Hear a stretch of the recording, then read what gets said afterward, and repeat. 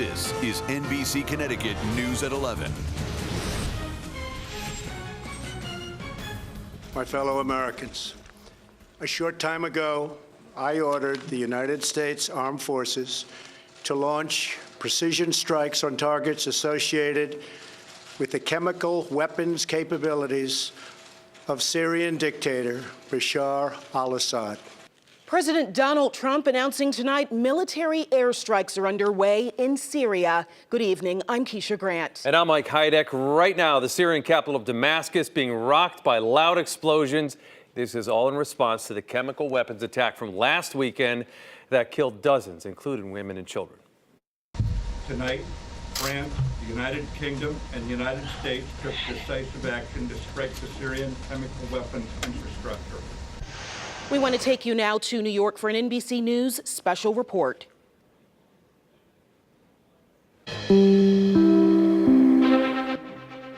And this has been an NBC News special report that you've been watching there. Right. Big news out of Washington. The president announcing just after 9 o'clock tonight, airstrikes launched on Syria. Targeted strikes in 3 places. And tonight here at home, we are hearing mixed reaction from our local Syrian community about these strikes. NBC Connecticut's Leslie Mays continues our live team coverage from New Haven. Leslie.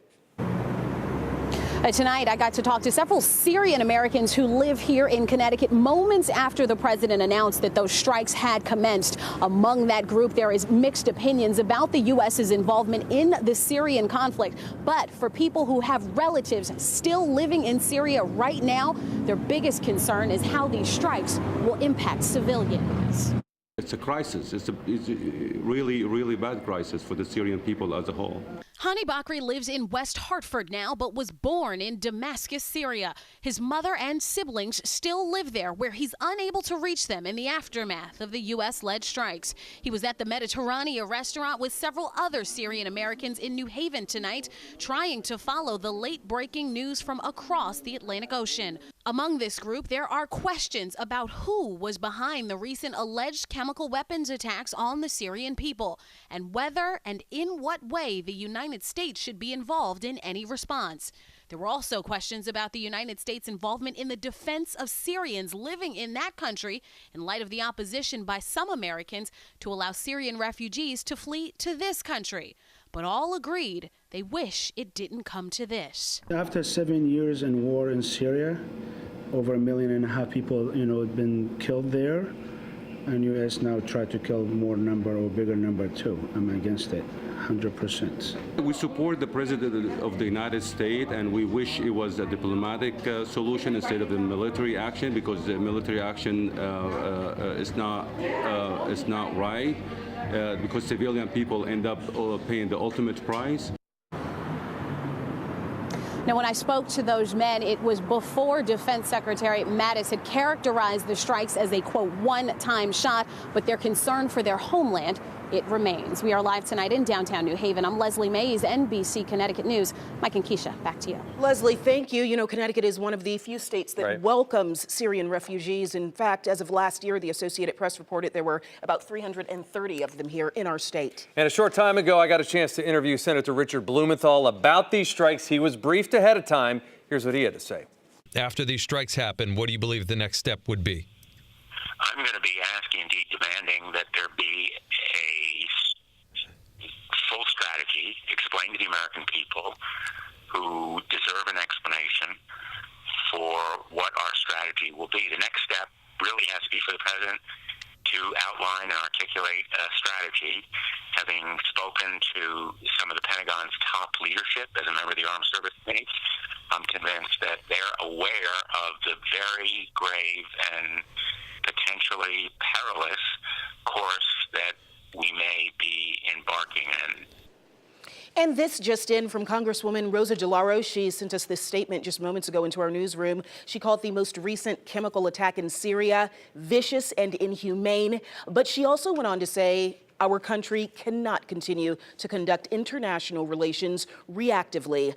Now, other members of Connecticut's congressional delegation have not yet responded to our request for comment. Do stay with NBC Connecticut and NBC News for updates on this breaking news. The U.S. launches airstrikes on Syria. Get updates throughout the night on the NBC Connecticut app, and the morning team will have the very latest starting at 5:30. Okay, thank you. This is a story we've been following for a while now. New at 11, we now know the likely culprit of that E. coli outbreak that is now spread to 11 states, including right here in Connecticut. We've been telling you about this for several days now. NBC Connecticut's Justin Shecker is here with what's to blame.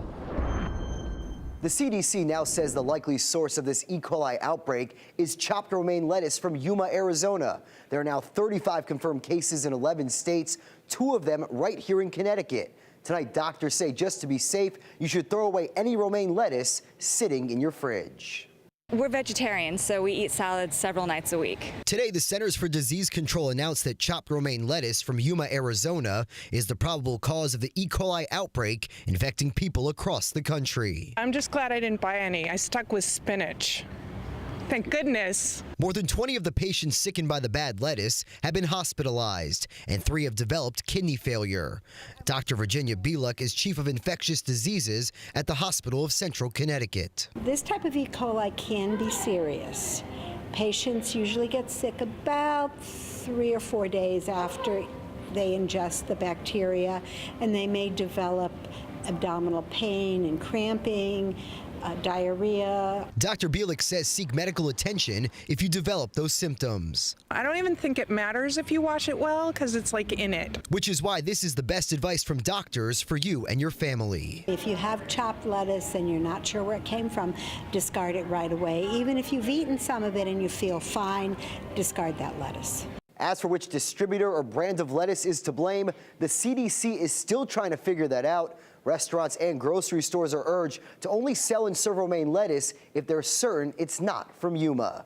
I'm Justin Shecker, NBC Connecticut News. Tonight, police in 3 states are still trying to piece together this awful case of murder, incest, and suicide that spilled over into New Milford yesterday. Frantic 911 calls help paint the picture of the moment 2 people were shot to death at the intersection of routes 55 and 7.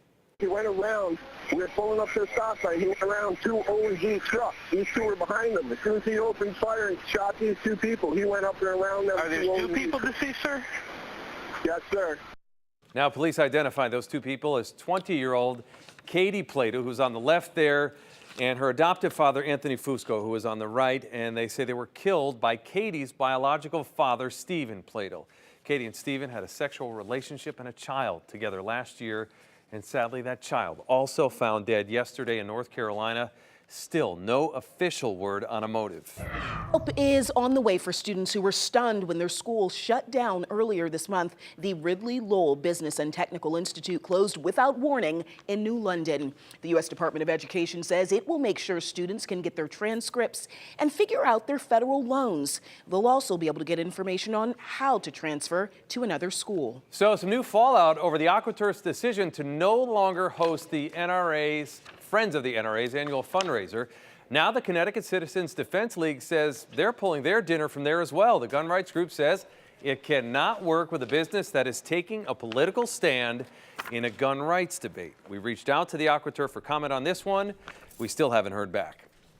Right now, traffic is finally getting on and off I-91 in Enfield at exit 49. You know, those ramps have been reopened. They've been closed for days now, 5 days, in fact, after that tanker truck flipped over and spilled 2,600 gallons of gasoline. DEEP crews have spent the week trying to excavate about 1,500 tons of soil. They had to lift it up to make sure that drinking water in the area is safe. They originally expected to have that exit ramp open, both of them actually, by Wednesday night. So if you are driving through I-84 in Talon, it is hard to miss this billboard for Electric Blue. It's on the other side of the highway.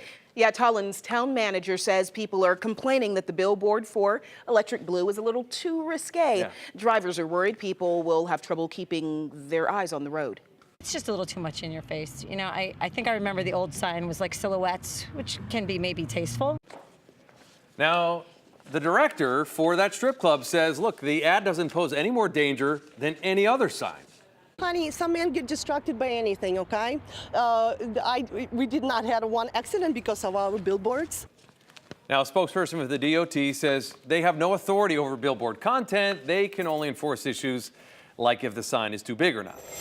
Now, to an NBC Connecticut exclusive, 3 months can make a world of difference. Remember the Drone Ranger footage showing you these exclusive images of that massive ice jam on the Connecticut River in Haddam? Yeah, take a look at what that looks like right now. Right behind us here, this was the scene today when Drone Ranger flew over that very same area. Of course, there is no ice to be found now. Right, you see just beautiful, pristine water there, but there's still a lot of work to do to fix what that ice destroyed a few months ago. Andrews Marina near the Swing Bridge suffered about $40,000 worth of damage. Mark Yuknat learned about the destruction to his dock at RiverQuest all the way from Key West, Florida. He is now shelling out over $10,000 in repairs. I had to get another margarita after that.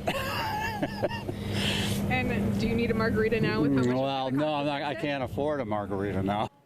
Now, despite the damage, the docks, he says, will be ready and open for boating season starting in May.